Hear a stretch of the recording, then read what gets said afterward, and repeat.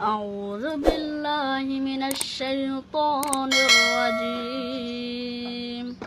بسم الله الرحمن الرحيم. يا أيها الذين آمنوا استعينوا بالصبر والصلاة إن الله مع الصابرين. ولا تقولوا لمن يقتل في سبيل الله أموات بل أحياء ولكن لا تشعرون. ولنبلونكم بشيء من الخوف والجوع ونقص من الأموال والأنفس والثمرات وبشر الصابرين الذين إذا أصابتهم مصيبة قالوا إنا لله وإنا إليه راجعون. وأحيانا يزحف زحفا لكي يصل.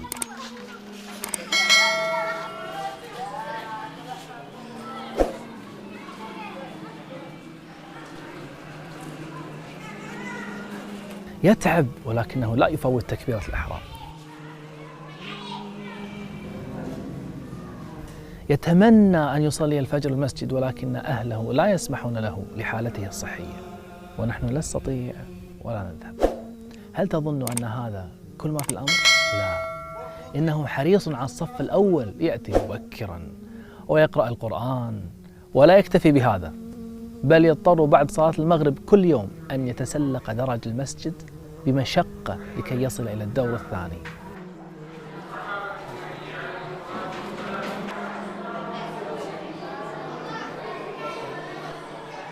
وهذا يوجد في الدور الثاني، حلقة تحفيظ القرآن. إنه مشارك في حلقة تحفيظ مع أنه مشلول، يتكلم بصعوبة ولكنه يضغط على إعاقته بإصرار لكي ينطق القرآن بصوته مع ما في ذلك من تعب.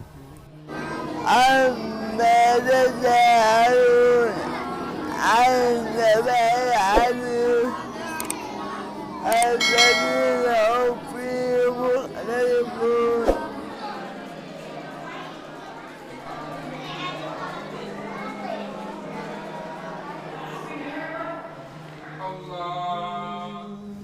السلام عليكم. كمال، كيف حالك؟ الحمد لله. طيب. الحمد لله. الحمد لله. الله يحفظك ويبارك فيك. بيتك قريب ولا بعيد؟ قريب. أنا هني. تتعب وأنت تروح؟ يعني ها؟ الله يعطيك العافية، الله يقويك يا رب. آمين. آمين. أنت كل يوم تجي المسجد؟ أيوة. تجي بعد الأذان ولا قبل الأذان؟ ولا على حسب، أحيانا قبل وأحيانا بعد وأحيانا يعني على حسب. على حسب، أحيانا قبل أحيانا بعد. يا رب إن شاء الله ما تفوتك الجنة يا رب. الله يحفظك. أنا شايف في آلام على رجلك هنا. هذا من احتكاكه بالأرض يا شيخ. من احتكاكه بالأرض. ما يقزع لا صندل يصبر ولا قزمة ولا شيء. لما يلبس حذاء يتقطع بسرعة. ما يعملش أسبوع القزمة ولا الصندل لأنه يحتاج دائما يبروه كذا بالأرض. الله يحميك، الله ييسر. مشكور يا كمال. الله يحفظك. يلا قوم أعطني يدك. بسم الله. يا الله. يلا. سلامتك والله سلامتك.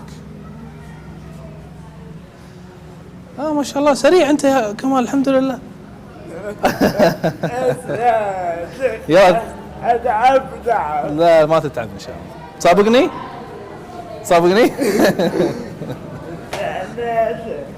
وبعد والله كان يفعله. الله أكبر. في بعض الأيام كنت لا ألعب أبدا. نعم، ولكني سمعت أنك عفريت شوي. الحمد لله ربنا أنعم علي. لا. هو شال مني البصر سبحان الله، والحمد لله وعلى هذه النعمة. أنا في صلاتي لا أدعو أن الله يرجع لي البصر. لا تريد أن يرجع الله؟ لماذا؟ لماذا؟ لعل يكون لي حجة عند الله يوم القيامة فيخفف عني بعضا من العذاب، وأقف بين يديه خائفا متوجلا يسألني ماذا فعلت في القرآن، فعسى أن يخفف عني، فالله يدخل من يشاء في رحمته، ولكنه أنعم علي بالقرآن. وأنا الحمد لله إذا أردت أن أذهب إلى أي مكان أذهب وحدي فقط، وليس معي أحد، ولكن أبي يخاف علي.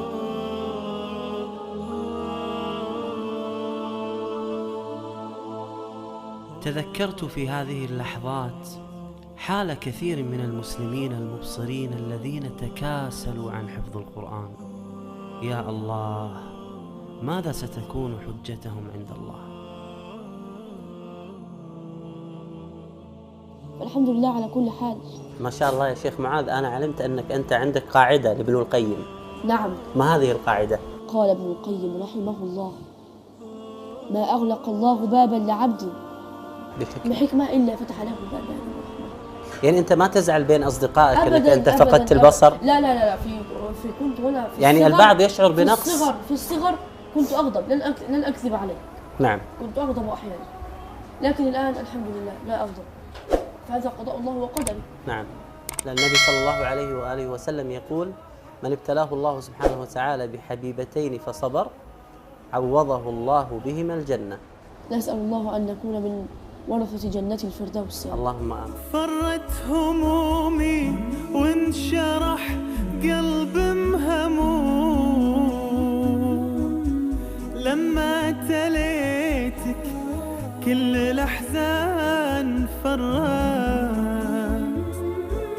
يا محكم القرآن يا مسك ختوم، أنفاسي من دون أبد ما استقرت.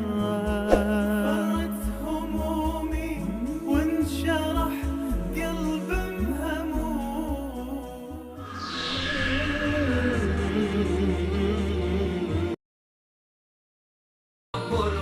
قصة معاذ مع القرآن أنها كانت طويلة وشاقة. معاذ ما شاء الله بدأ يحفظ القرآن فحفظ نصف القرآن، ولكن في نصف الطريق معاذ أصيب بمرض. ما هي قصة هذا المرض؟ كنت في مسابقة تسمى المزمار الذهبي. نعم. ثم بعد ذلك صعدت للتصفيات النهائية. المزمار الذهبي. يعني نعم. صوتك جميل معاذ. نعم. عشان بعد شوي تسمعنا إن شاء الله من صوتك الجميل. إن شاء الله إن شاء الله. نعم، أكمل حبيبي. وبعد ذلك يعني طلعت على التلفاز. بعد ذلك أتاني هذا المرض. نعم. أتاني تدرجا. ما هو هذا المرض؟ سعال شديد. نعم. بعد ذلك ذهبت إلى الشيخ وجلست معه، وكنت أسمع في الجزء 15. نعم. في سورة الكهف. نعم. وكنت أقف كل 10 دقائق ويأتيني السعال بشدة نصف ساعة. نعم. وارتفاع في درجة نعم. الحرارة. فقال الشيخ لي: يا بني، اذهب إلى البيت، وعندما يشفيك الله ارجع إلي. نعم. كم استمريت يعني انقطعت على الشيخ؟ عام كامل. عام كامل غير منقوص. أبدا لم تذهب إلى الشيخ؟ أبدا. ولم أمسك مصحفا واحدا. الله أكبر. ولكن يعني في آخر شهر يأست بشدة. يأست بشدة. نعم. يعني وظننت أنها النهاية خلاص. فأتيت ربي وصليت صلاة العصر ثم المغرب ودعوت وقلت: يا رب، كنت أذهب في سبيلك، فكنت أذهب مع أمي. أبي كان في بعض الأوقات كان مشغولا جدا، وكان ليس هناك سيارات، لدرجة أنني كنت أذهب على قدمي 3 كيلومتر. كنا نمشي من هنا لعند الموقف بتاع البلد فوق، يعني تقريبا بالخطوة السريعة ربع ساعة أو تلت ساعة.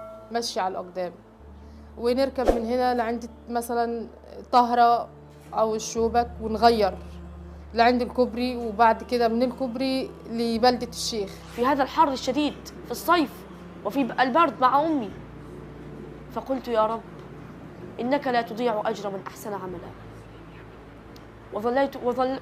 وظللت أبكي حتى فرغت من الصلاة.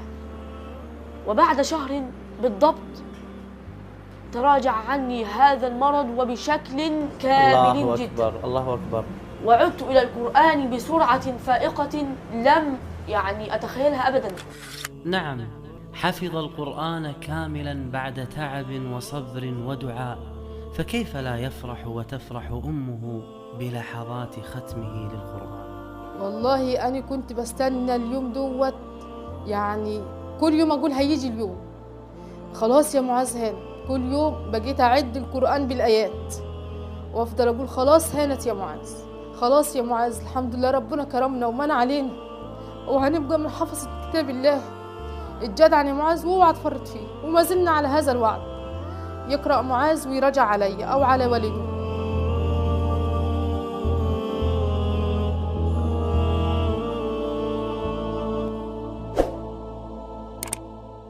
كم عمرك حفظت القرآن الكريم كاملا؟ أنهيته وكان عمري 12 عاما. حفظت القرآن الكريم كاملا؟ نعم، إلا 5 أشهر، يعني بالضبط تقول 11 عاما ونصف. ما شاء الله حفظت القرآن الكريم كاملا. نعم. وبإتقان. نعم الحمد لله. يعني إذا بإتقان الآن أختبرك في القرآن عادي. الحمد لله. جاهز؟ الحمد لله. ألم تر إلى الذين خرجوا من ديارهم وهم ألوف حذر الموت. ألم تر إلى الذين خرجوا من ديارهم وهم ألوف حذر الموت فقال لهم الله موتوا ثم أحياهم إن الله لذو فضل على الناس ولكن أكثر الناس لا يشكرون. ما شاء الله، ما شاء الله، تبارك الله.